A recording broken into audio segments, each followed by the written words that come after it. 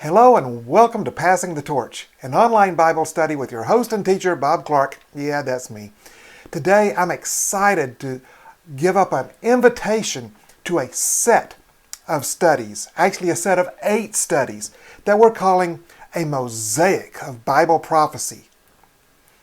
Have you ever heard words about Bible prophecy or heard various symbols and not understood what was being said or what they meant? Well, if so, then this study is for you.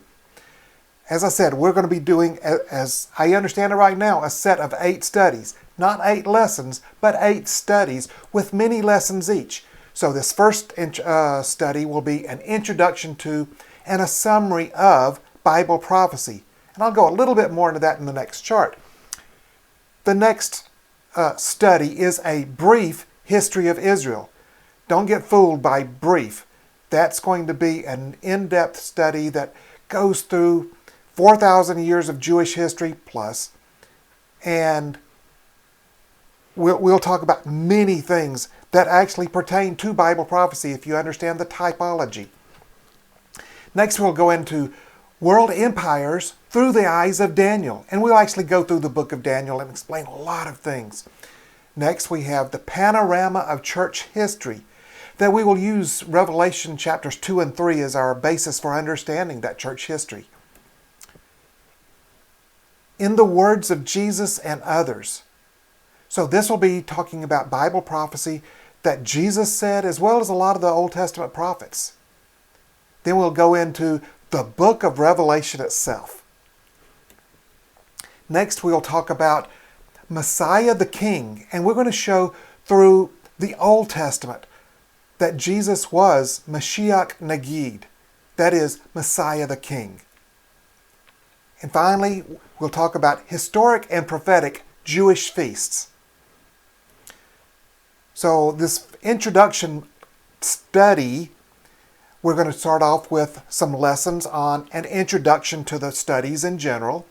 And I'll go ahead and tell you, that's probably, if we're going to get boring, that's probably going to be the most boring part of this. If you're not if you're familiar with a lot of Bible prophecy studies.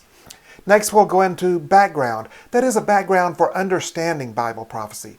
Next, we'll talk about key timelines in the Bible to lay a context for Bible prophecy, followed in this introduction study by a summary of Bible prophecies, where we're going to go through several different scenarios of Bible prophecy, laying things out without digging the hole into each of all the scripture that supports that.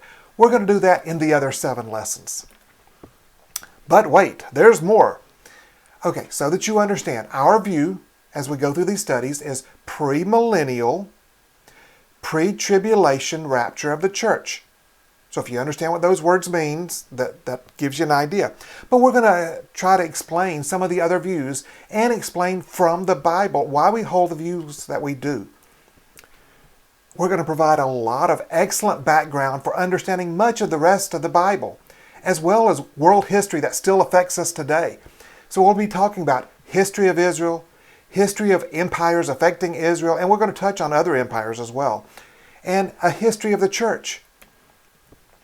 We'll be covering lots and lots of material. Probably, let's get real about this, this is probably going to be several years worth of material. I've been working on laying out these lessons for like a year and a half now, and I'm not near finished yet. What is this based on? These studies are based on 50 years of my studying the Bible and listening to and reading literally hundreds of Bible teachers and preachers. So, truth in advertising, as I said earlier, there will be some of these lessons that are not going to be fantastically exciting. All right?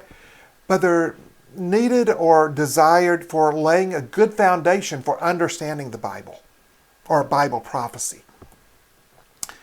But all of the lessons should be informative and challenging for those who know little about the Bible, and even for those who routinely study Bible prophecy and you have a good handle on it. I'm hoping to still challenge you. You should come away with a better understanding of Bible prophecy and the Bible in general. You also should come away with less fear of the future. We can't get away without saying or reading Revelation chapter 1, verse 3.